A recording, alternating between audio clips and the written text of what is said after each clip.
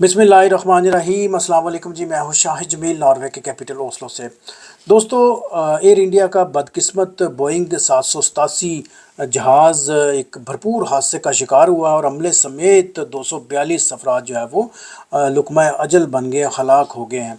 और ये जो त्यारा है अहमदाबाद से लंदन के लिए जैसे ही इसने प्रवास के लिए उड़ान भरी और तकरीबन 1 से 1.5 मिनट के बाद ये बिल्कुल एक भरपूर हादसे का शिकार हो गया। और यही नहीं, करीब एक हॉस्टल के ऊपर इसका पूरा मलबा गिरा और हॉस्टल में मौजूद तमाम जो तलबा हैं उनको भी नुकसान पहुंचा। और जहाज़ में जो अमले समेत जो 242 अफराद थे वो सारे लुकमा अजल बन गए। उनमें सिर्फ एक साहब मौज़ाती तौर पर बच गए हैं। ओवरऑल ये एक बहुत बड़ा हादसा है और ये भारतीय फ़ज़ाई तारीख़ का ये दूसरा बड़ा हादसा है जिसमें इतने अफराद जो है वो लुकमा अजल बने, इतने अफराद जो है वो हलाक हुए।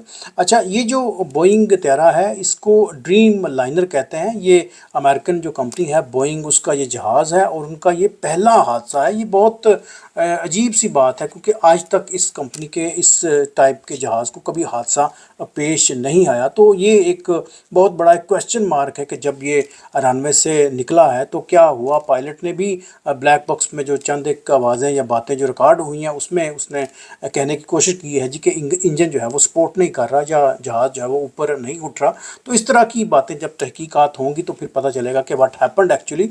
लेकिन यहाँ पाकिस्तान, इंडिया और इस तरह के जो ममालिक हैं यहाँ पर अक्सर व बेशतर इस तरह के हादसा जो है वो होते रहते हैं और यहाँ पर बिल्कुल एक भरपूर किस्म की तहकीक होनी चाहिए क्योंकि ये एक बहुत बड़ा हादसा है। इंसानी जानों का ज़िया दुनिया के किसी भी कोने पर हो, हमें ज़ाती तौर पर बड़ा अफसोस है उन फैमिलीज़ के साथ, एयर इंडिया के साथ और जितने उसके साथ लोग मुंसलिक हैं उन सब के साथ हम इज़हार अफसोस करते हैं, इज़हार यकजहती करते हैं। इन 242 में 169 अफराद जो है वो इंडियन थे, जबकि जो 53 अफराद थे उनका ताल्लुक वो ब्रिटिश फैमिली से है या ब्रिटिश ख़ानदान से था वो। और 7 उसमें पुर्तगाल के लोग थे और एक उसमें कैनेडियन शहरी उसमें उस बदकिस्मत त्यारे में सवार था।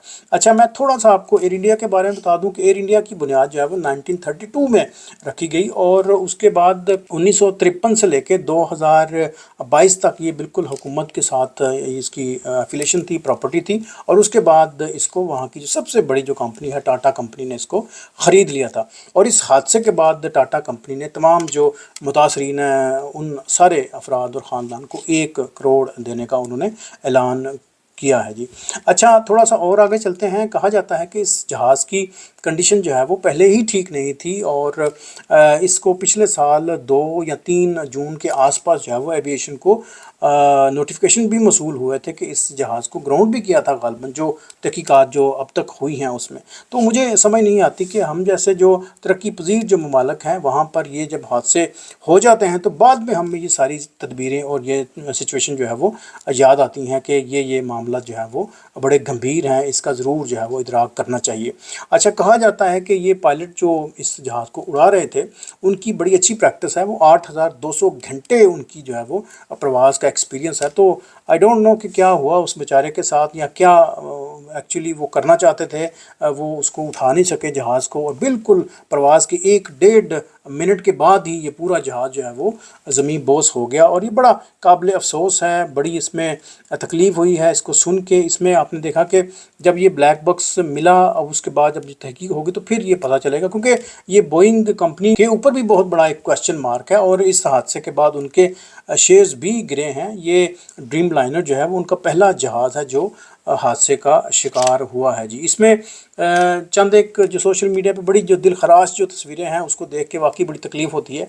एक इंडियन डॉक्टर फैमिलीज़ को सोशल मीडिया पे बड़ा दिखाया जा रहा है। वो डॉक्टर 6 साल वो लंदन में रहे और अपनी फैमिली को वो लेने जा रहे थे लंदन सेटल होने के लिए। उनकी वाइफ भी डॉक्टर थी, 3 बच्चे थे। तो उन्होंने इस बदकिस्मत त्यारे पर सवार होने के बाद एक सेल्फ़ी ली और ज़ाहिर है वो एक बेहतर मुस्तकबिल के ख्वाब अपनी आंखों में सजाए इस जहाज़ पे बैठ के। और जब ये तस्वीर निकली बाहर तो तब तक ये इस दुनिया से ही जा चुके थे। तो इस पूरे हादसे में हम इंडियन कम्युनिटी के साथ, उन फैमिलीज़ के साथ, उन तमाम जो मुतासरीन हैं उनके साथ इज़हार अफसोस करते हैं। एक तो ये आज का मुख्तसर वीलॉग है जहाज़ के हादसे के बारे में। और हमें بالکل ایسے حادثوں سے بالکل سبق سیکھنا چاہیے. ہم جیسے جو ترقی پذیر جو ممالک ہیں وہاں پر ایسے حادثات کو بالکل ایک اچھے طریقے سے اس کی تحقیق ہونی چاہیے، اس کی جو وجہ ہیں اس کو ڈیفائن کرنا چاہیے، فائنڈ آؤٹ کرنا چاہیے، تاکہ اس طرح کے جو حادثے ہیں وہ دوبارہ کبھی بھی رونما ہوں. حادثہ دیکھیں کبھی بھی ہو سکتا ہے، کہیں بھی ہو سکتا ہے، لیکن اس کی جو وجوہات ہیں اس کو دریافت ضرور کرنا چاہیے تاکہ اس طرح کے حادثے جو ہے وہ رپیٹ نہ ہوں. مجھے دیجیے اجازت، انشاءاللہ ملتے ہیں جی کسی اور ویلاگ میں. Thank you for watching my channel.